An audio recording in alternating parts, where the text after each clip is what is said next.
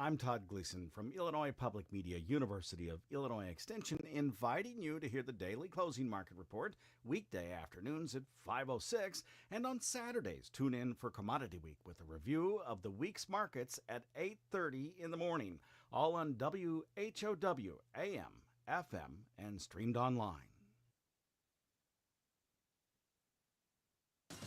Your friend in Central Illinois.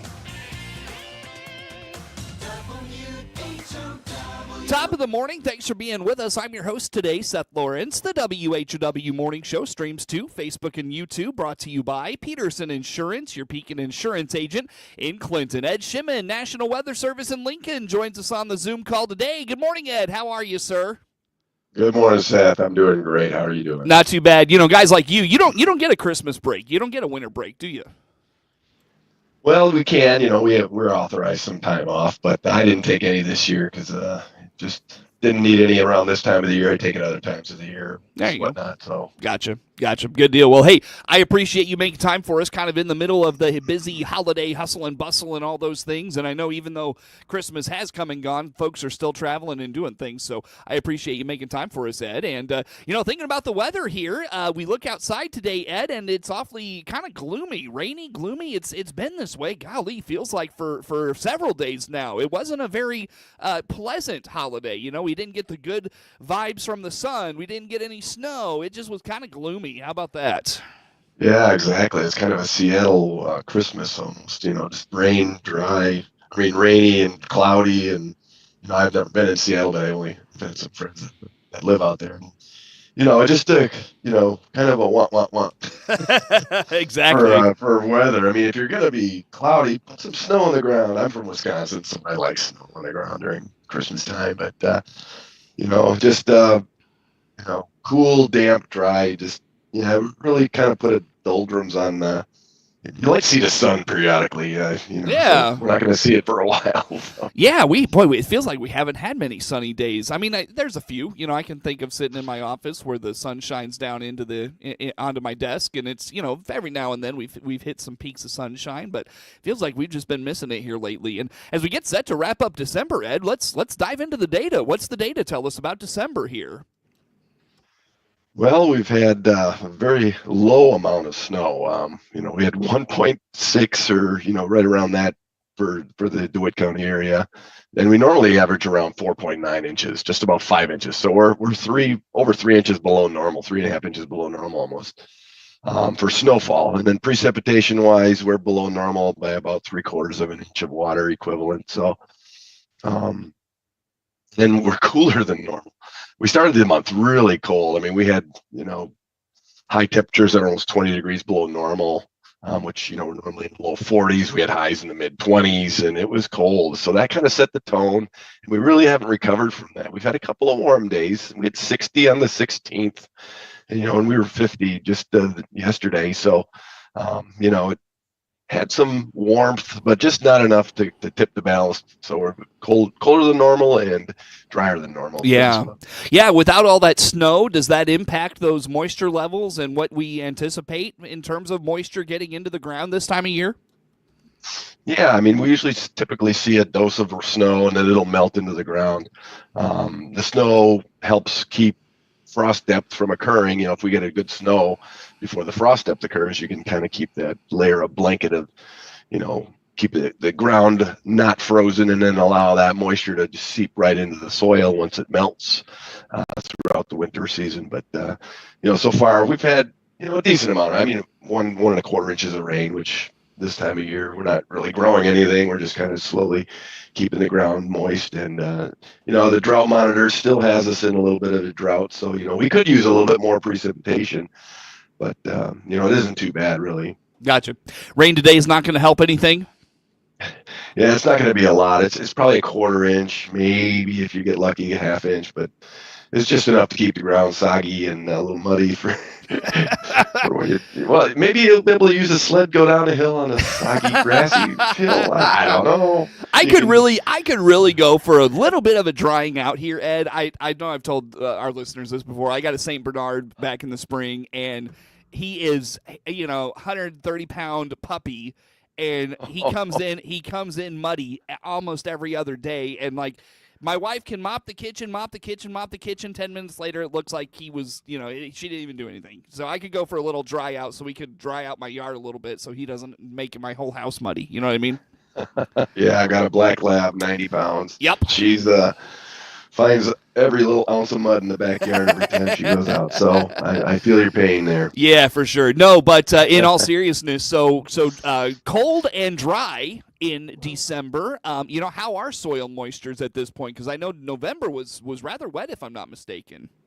Right, it was, and we replenished right at the in November. We bounced from a very, very dry situation, and then we got a ton of rain early November, and that bumped us, and we're still tracking above normal for this time of year. Both the 4-inch depth is right around normal, but the 8-inch and 20-inch levels are in the 80th percentile above normal of moisture content. So that seeped right down into the deeper levels of the ground, and it's replenished it somewhat, but we're still at the D0, abnormally dry in DeWitt County.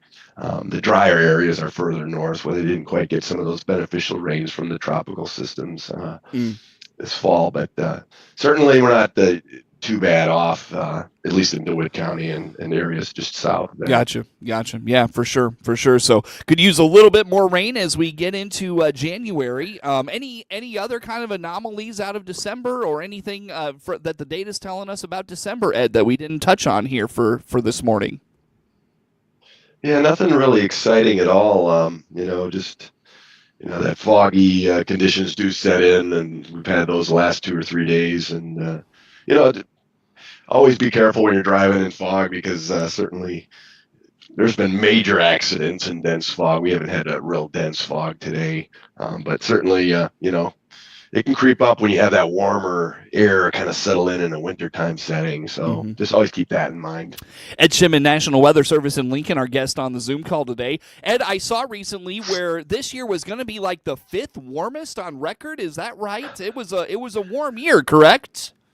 It was exactly. We're looking at all the numbers right now, but I believe we're going to be in that top 5 warmest. And we've got a couple of climatology gurus at our office that are putting the numbers together now, and we'll publish that just after the end of the month. But it certainly was warm, and I know globally, I think it was one of the warmest summers on record, I believe, and I think as an entire globe, we've probably are in the top 5, if not the warmest year on record, so to speak. So we'll have to see how that averages out to. But yeah, just a lot of warmth on the planet right now.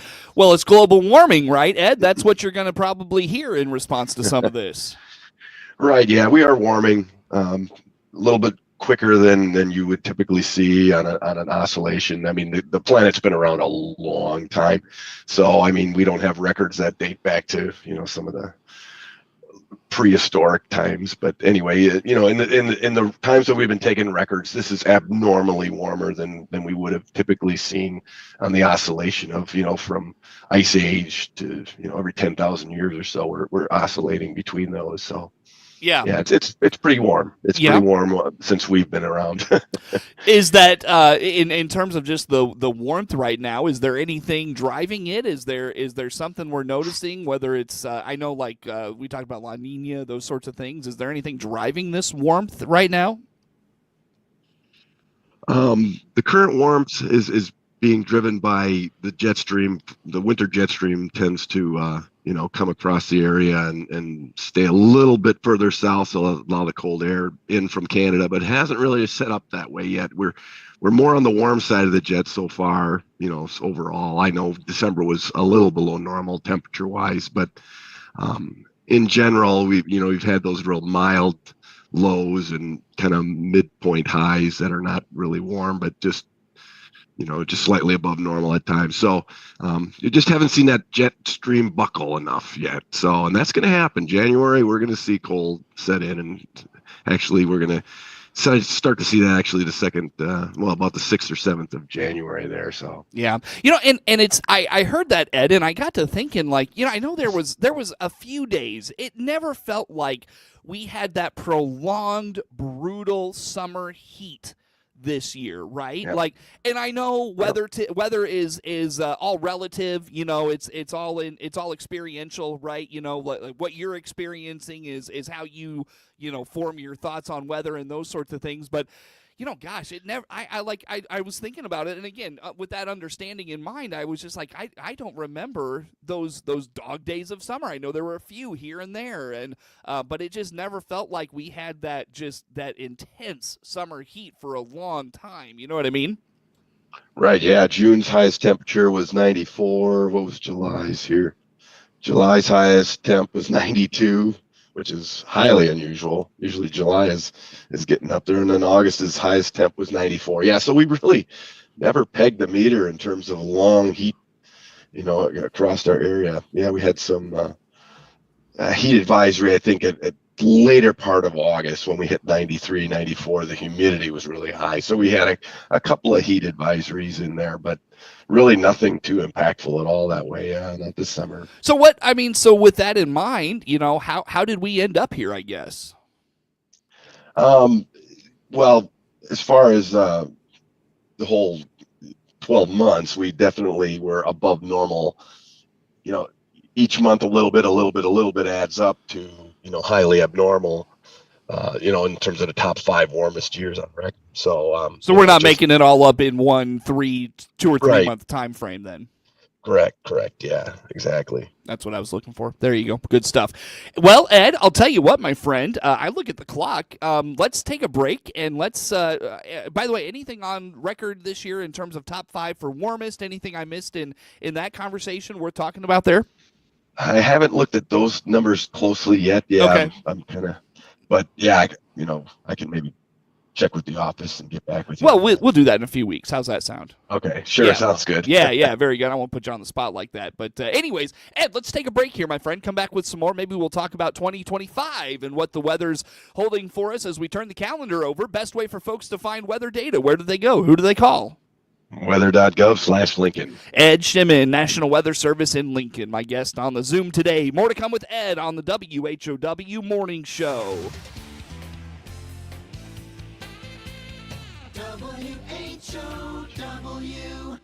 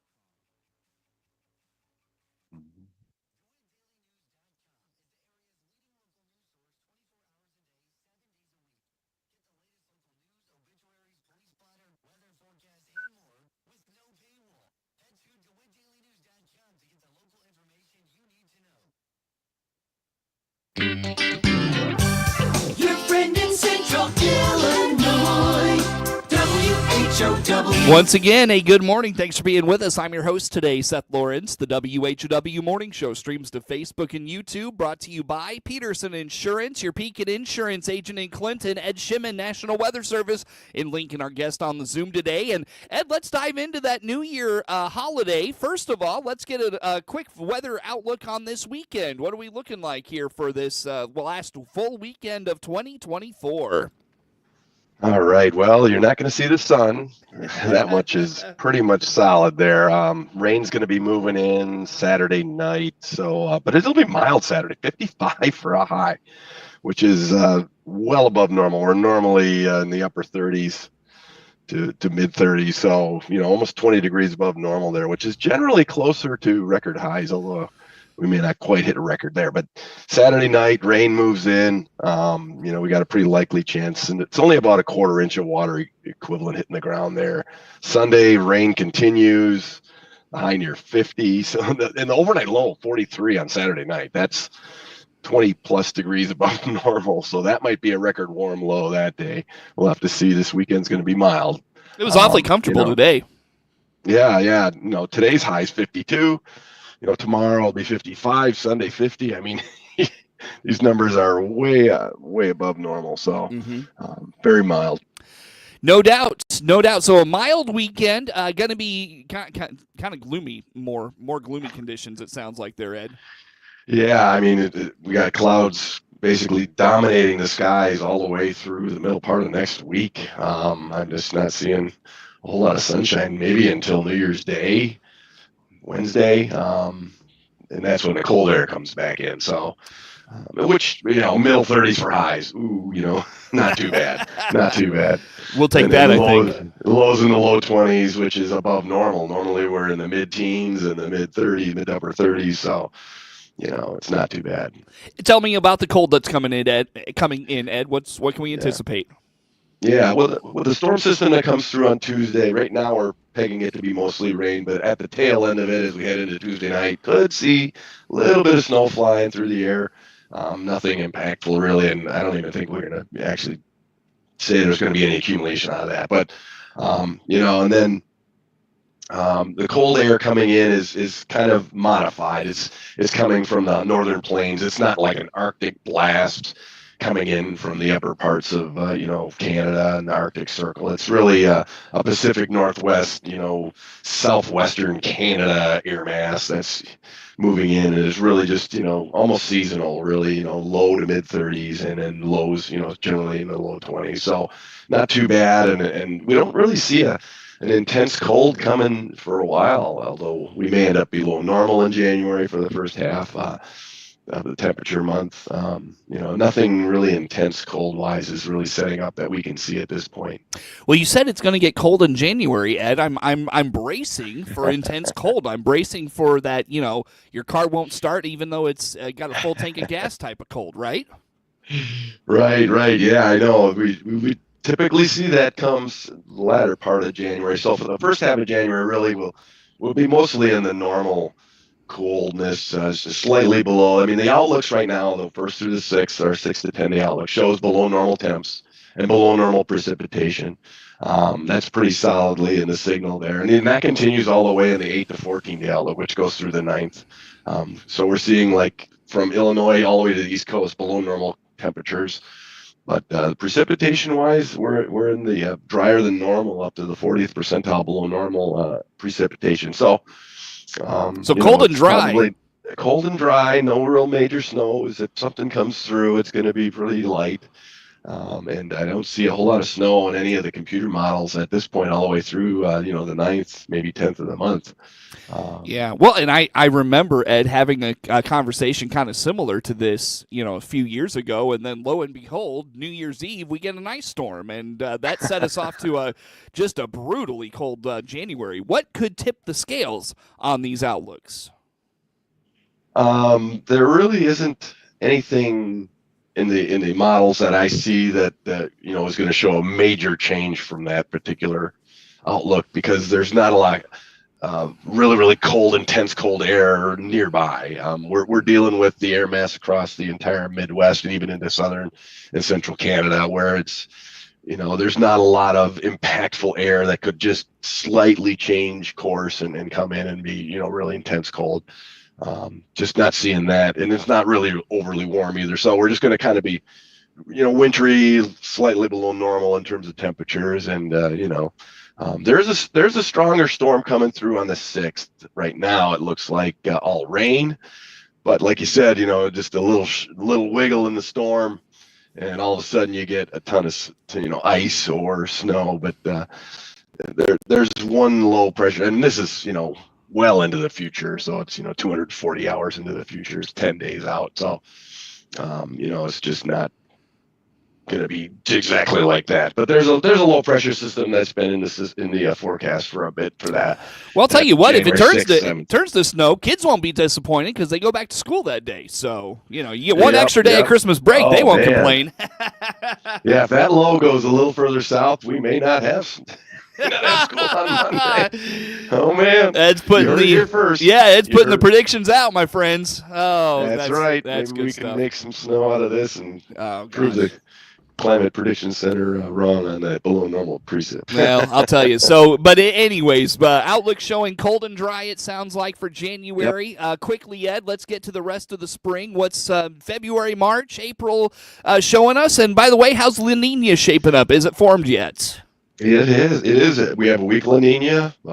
It's, in that 0.8 degrees Celsius below normal on average in that La Nina region of the Pacific. So, it is going to start to influence our jet stream pattern as we head into the January, February timeframe of winter. We overall, we're going to see oscillations in those temperatures. There's going to be a cold snap. I would venture to say there's intense cold further in northern Canada. And if we do get some of those oscillations in the jet stream pattern, we'll probably see a cold snap here, probably in the early part of February, with maybe some impactful snow with that too. So, all right. January 6th, snow, no school, and early February snow. Ed's got the calls in now. It sounds. You want to put a Packers prediction out there while we're going at it here, Ed? I think they'll just squeak out a 3-point victory there on Sunday afternoon. That's funny. No, good stuff. Good stuff. Hey, I'll tell you what. Let's wrap it up, Ed. Let's talk a little bit about weather, storm, I should say, storm anxiety. A webinar you're doing here. What's going on? Yeah, we've got some information that we'd like to share on storm anxiety. And it's not just summer severe weather, it's any weather at all. As a kid, sometimes you just get very scared of a certain type of weather. Even adults can have that as well. If you had a major impactful tornado or a major event, it can cause some kind of almost PTSD type situation. So we're putting together a seminar to provide some resources, just to talk about, get it out in the open of how you can handle and deal with all sorts of storm anxiety or weather anxiety in general. And that's going to be at 6 p.m. on January 9th, a little webinar. We've got a link on our website. It's right at the top of weather.gov/Lincoln. And you can register for that. It's going to be in GoToWebinar. So you do need to register so that you get a link sent back to you and shared with you so you can join that and share it with whoever you might think may be needing that information. Look forward to that. Where do the folks go for that information there, Ed? Weather.gov/Lincoln. Ed Shimon, National Weather Service in Lincoln, our guest. Ed, always good to talk to you, sir. Be well. Happy New Year. Happy New Year. Take care. Again, we join Ed Shimon, the National Weather Service, joins us on the Zoom here this morning. Network news on the way on the morning show. WHO